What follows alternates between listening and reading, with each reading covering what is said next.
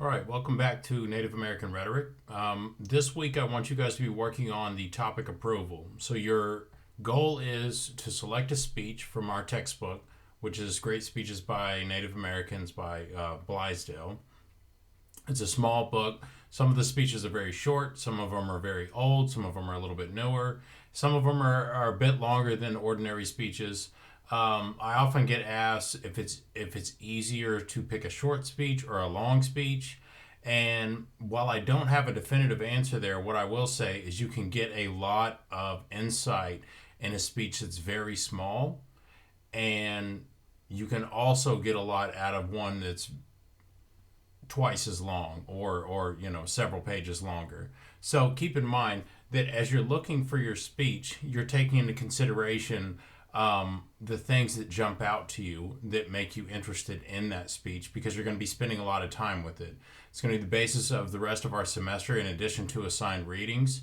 You're going to be looking at that speech, you're going to describe it, you're going to analyze it, and then do an interpretation, right? But for right now, you have to select a speech, right? So we're going to kind of baby step this a little bit. So if you look in our week 4 folder, the 4th week, you'll see a PDF document in the drop down menu that has the objective and directions to do this assignment. And I'm going to go over that in a little bit more detail here. Normally, I would spend an entire class time doing this, and I'm not going to spend that much time, but I do want to give you guys a basis on this. And if you have questions, feel free to reach out to me as well, too. All right, so what you're trying to do is really provide a justification for why this speech that you have chosen is significant, right? Now, keep in mind, they're all in this book that literally says great speeches. So we can entail that people have circulated these, they've looked at them, all of that, right? So we know that they're significant on some level, but really for the purpose of rhetorical analysis, right? So what sort of insights can we get out of this? What's underneath the surface? What's at work in the speech? How are the speakers dealing with context and their audience, right? So we don't have a time machine, so we can't go back in time and ask the speaker, and we can't go back in time and gauge what the audience felt by hearing the speech. So what we have, though, are access to a toolbox, if you will, in our brain, and the toolbox being those are rhetorical strategies and things like that that the speaker is using, whether consciously or unconsciously, to try to get their audience to do something or to not do something, or to think a certain way, or to accept some form of reasoning or emotion or logic, right? There's a lot of things that could be going on, and it depends on the speech and the speaker. So what I want you to do is in 2 pages maximum. Now that doesn't mean give me half a page, because you're not going to be able to do what I'm asking in just half a page. You want to really make this 2 pages in length, double spaced, but don't exceed that, right? If you exceed it by a sentence or something like that, that's okay. But really, I want you to try to hammer it down in 2 pages.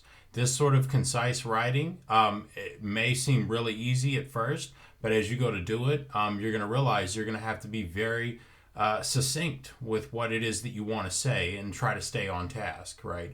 So while 2 pages sounds really easy, what I'm asking you to do is to really get to the point, right? Very quickly. Now, keep in mind that this is preliminary. Your thoughts about the speech and the speaker are going to change more than likely over the course of the semester, and as you begin researching the speaker and the context and all of those things, right, you'll begin to broaden your understanding, and that's okay. But we have to start somewhere, right? So this is sort of an initial impression. So the first thing you want to do is you got to clearly identify the speech that you've chosen. So that way, when I'm reading these things, I know where to look in the textbook, in our speech book, and which speech and speaker that you're looking at. So make sure that you start off by saying, I've chosen this speech, right, by so-and-so, whether it's Powhatan or Sitting Bull or whomever, right? And the page number or numbers if it's multiple pages, right? So then once you've chosen it, right, I want you to read over the speech at least 3 times, right? If you read it more than that, that's great. And as you're reading, take notes each time. I would recommend reading it just quietly once and then out loud twice, right? Sort of take the position as if you are the speaker, right? And it might feel weird, but whatever, right? So just read it out loud and try to really try to empathize, put yourself in their shoes.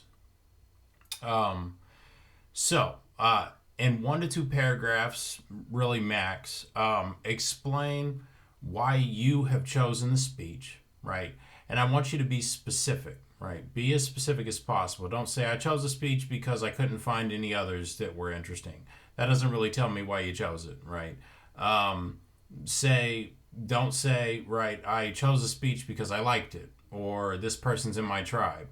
That's getting a little bit closer, right? But say, this speech stuck out to me because the speaker does this, or something like that, or this time period or this battle that they're referring to or something like that has been something of interest to me. Or you can even just say that, hey, I don't know anything about the speaker or what they were up against, and so I want to learn more about that. And so that is an acceptable answer as well too, right? And then the remainder of your essay, right, this is where you're trying to identify the purpose of the speech, right? As we go along, we might find that there are multiple purposes, right?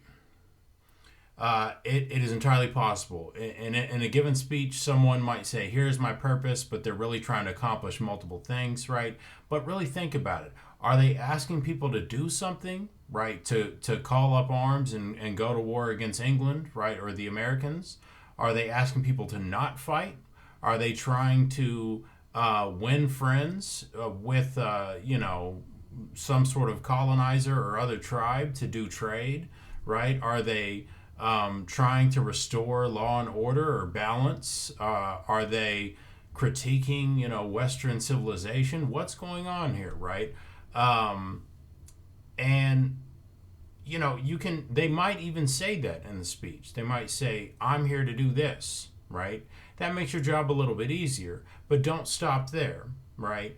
Also consider, right, who the speaker is and whether or not they're in a position to say what they're saying, right? Are they a chieftain? Are they just somebody, a warrior or something like that? Or just somebody that was actually got on a stoop somewhere and gave a speech, right? And also, what's the occasion, right? So, why any speech that's given is being given because something has happened out there, right? We looked at the rhetorical situation before, right? That means there's some sort of imperfection marked by urgency, right? Something happened out there, maybe bad, good, or something like that. So they brought people together and they're addressing the situation. That's where we get at the context. What happened, right? What's going on? Why are they giving this speech, right? And also at the end of that, and this is very relative to the purpose, right, is what do they hope to achieve by giving this speech, right? Are they hoping to achieve peace or to achieve, some sort of higher status for themselves, right? There are a lot of ways that you can go about this, and it depends on which speech that you pick, right? So you just got to spend some time with it, read over it several times, silently, out loud, right? Maybe to someone, talk about somebody about the speech, but know that right now your job is not to provide a critical essay. This is the building blocks of a critical essay. So at the very, very basis, we have to get down to who's the speaker, right? This is the speech that you're going to stick with this speech, right, for the rest of the semester. So choose wisely. And also think about what were they trying to do? Who were they referring to, right, in their speech? And what do they hope to achieve, right? What's their purpose? Why this speech, right? And then for you, right, you're just basically saying, this is important to me because X, right? And that's really all that you need to do for this. And it's 2 pages. So I'm going to keep this short, right? and just do your best. I will give feedback to you if you get it to me by Friday by 5 p.m. I'll try to have the feedback to you no later than Monday, the following Monday. So it'd be a week from today at 5 p.m. And if you need an extension, just like the assignment says, let me know. Some of you might still be struggling just with a few other things. That's fine. I know life gets in the way. But do try to have that to me by 5 p.m. Central Time.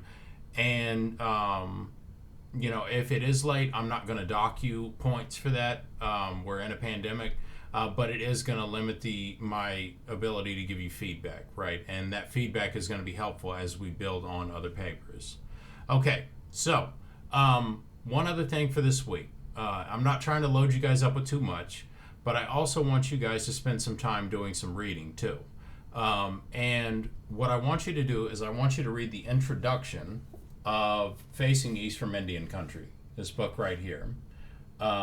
This is a really interesting book. Daniel Richter is non-native, a Harvard professor, and but does have a really interesting take, right? What he's trying to do is get predominantly non-natives to see the colonization process from the indigenous perspective, insofar as a non-native can do that, right? And what he does is he goes back before we had any documentation, really, which is really fascinating because very few people have delved into the waters of pre-colonization, right? And he's done that in a way that I think is pretty fantastic. It's a difficult read, so don't get overwhelmed with it and think, oh gosh, I'm going to fail this course. I don't understand this, right? But do try to make it through it. Because it is an interesting topic of discovery, and it will help with sort of contextualizing the older speeches for sure. All right, so with that, I'm going to let you guys go. I hope you guys are staying warm. It is freezing cold outside in Kansas right now. Unfortunately, our football team did not win last night, but c'est la vie, whatever. Change the name while you're at it. So with that, I'm going to sign off. If you guys have any questions, feel free to email me. If you want to meet and talk about your speech, I'm more than happy to do that. Just send me an email and we can set up a Zoom session. But otherwise, happy hunting and find the speech that suits you. All right then.